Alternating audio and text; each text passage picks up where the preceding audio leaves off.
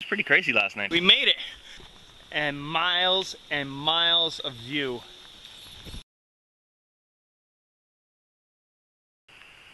It was pretty crazy last night. There was a lot of rain coming down, very fast. Not a lot of thunder, less wind than I had thought.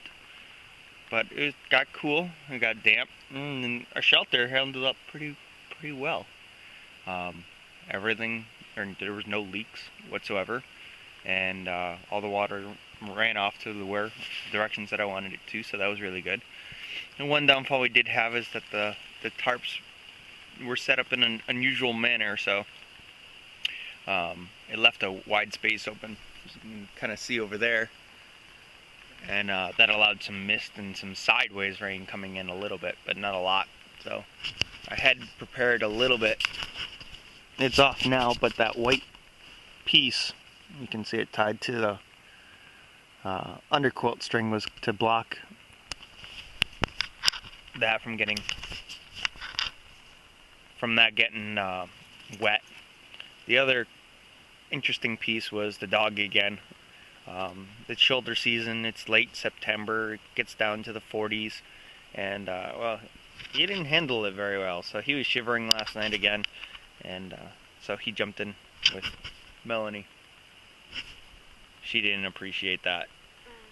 So, and if you keep it up, you're gonna, hopefully you do love your dog, otherwise you're gonna look like this.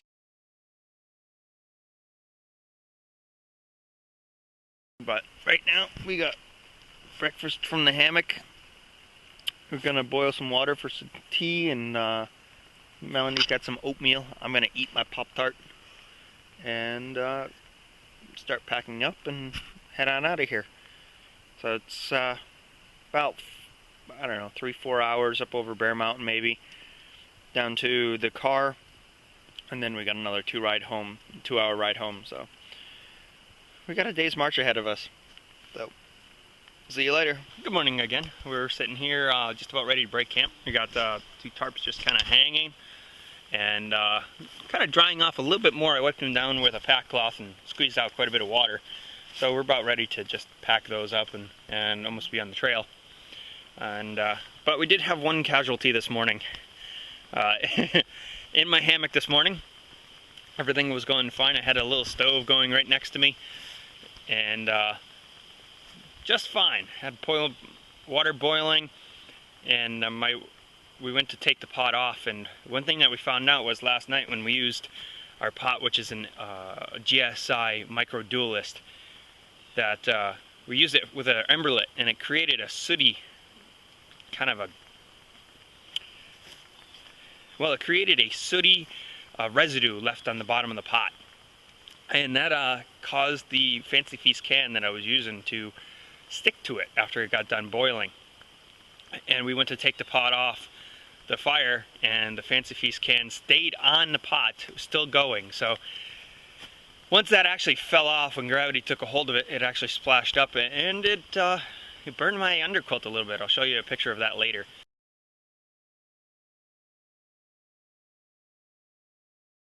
And so I have to replace my underquilt and send it back to Adam or Jenny and see what we can do with that. So just be careful, and I've done that many times in the hammock. Had the stove right next to me, usually further out, and I was conscious of it. But Melanie grabbed the pot, wanting to pour water for her tea, and you know what? Accidents happening. I'm glad no one got burnt or harmed in any way except for the underquilt.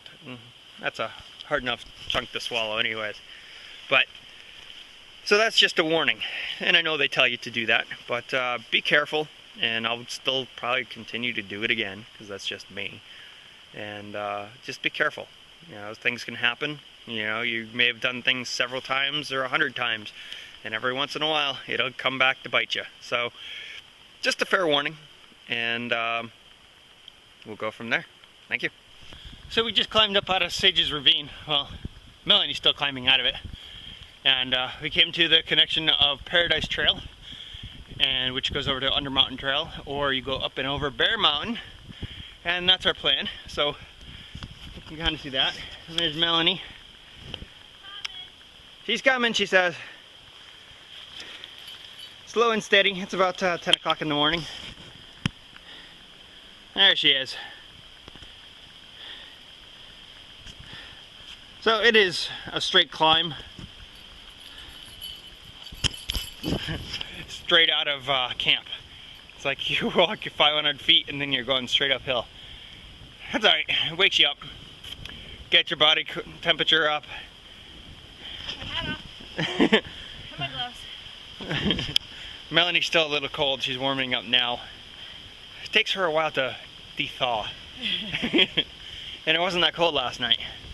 So, just goes to show you the differences in temperatures. I'm already in shorts and a t-shirt and just a vapor barrier for the morning. And, well, she's still got... Under Armour pants, snowboarding socks to my knees, 3 shirts. I just took my hat off. That'll show you the differences, not only in men and women, but also different people. So when you're going out with other people, compensate for that. And find out where they are no matter what the temperature is. So we're gonna continue up the Appalachian Trail, the White Blaze, up Bear Mountain, hopefully to see some beautiful sights. And right now the weather and sky is clear, just a bit breezy. Oh, whoa, look up, up. Oh, never mind. What? He's gone. There was a bird. There was a bird. There was a raven. A raven. Yeah, I wouldn't have seen it. So we'll catch you next time. So we're still climbing up Bear Mountain Trail, and climbing is the operative word. I mean, poor Melanie's down here. This is only half of what she's gone through so far. And it is literally a scramble on your hands and knees to try and find the right proper footing. But I'll tell you, the reward so far has been absolutely gorgeous. And that's only some of the view that we can see, and we're not even to the peak yet. So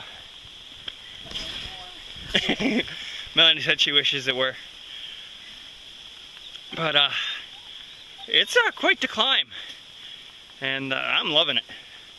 Jackson's a little confused. He's been trying to be our fearless leader, and even he's having a hard time finding the trail. But up there, I don't know if you can see it, but there is a white blaze. And as you all know, that is the sign for the Appalachian Trail. So we're headed in the right direction, unfortunately. Woo! But that's pretty. What do you think? I don't want to go down that way. No, I'm glad we definitely are going up it as opposed to coming down it. Although it is a little slippery after the rain that last night. That's beautiful. But Mount Everett. yeah, Mount Everett, I believe, is that tall peak way out there. You can see the clouds rushing by it, and all the trees turning.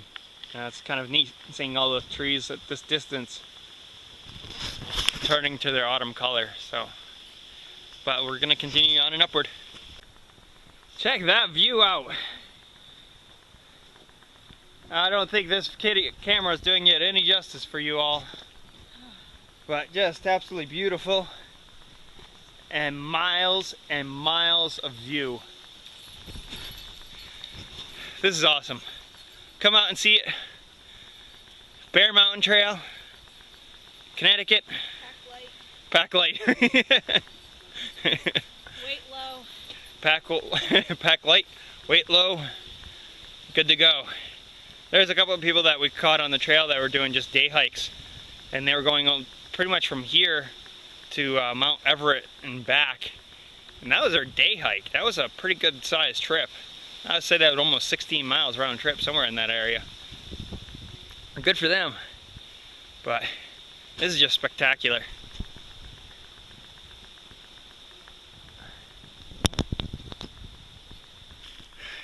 Hey guys, we made it. Top of Bear Mountain. Built 1855. Melanie's reading a plaque right now. Go ahead, what does that say? Can you start over? Yep.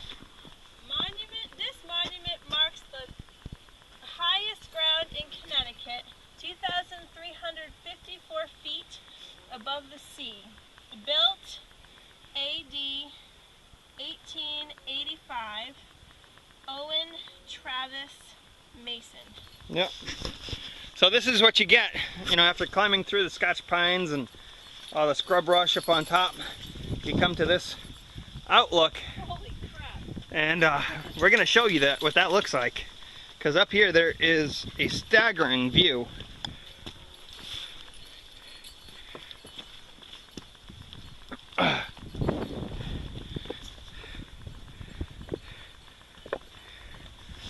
Guys, take a look at this. This is just phenomenal. It may not be a tall mountain, but you can sure see a very long distance and quite a spectacular view. Check it out.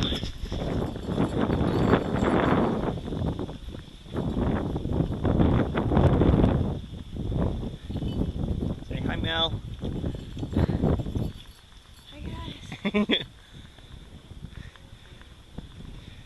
Couldn't tell you what and where is down there, but you almost have a 360-degree view of the horizon all the way around. If it wasn't for the scrub brush, and I might be able to get above those. I mean, that's just fantastic. That's where we came up from. I like this better than Greylock, there's nobody up there. Yes, and that's where we're headed, is into that little thicket.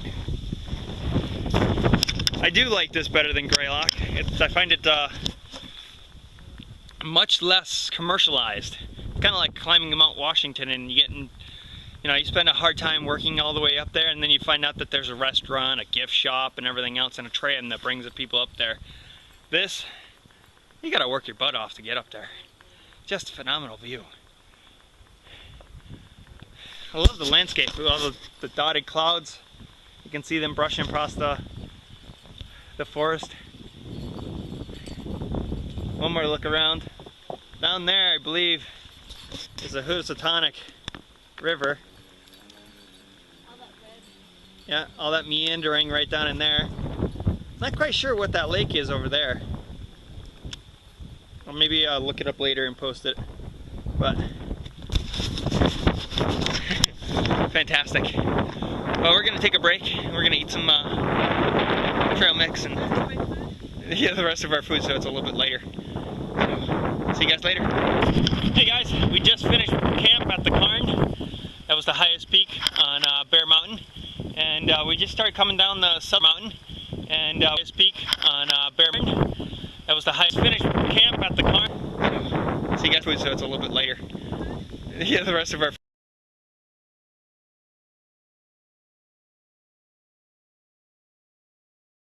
We just started coming down the sub mountain, and highest peak on Bear Mountain. That was the highest. Finished camp at the Cairn. See you guys, so it's a little bit later. The rest of our.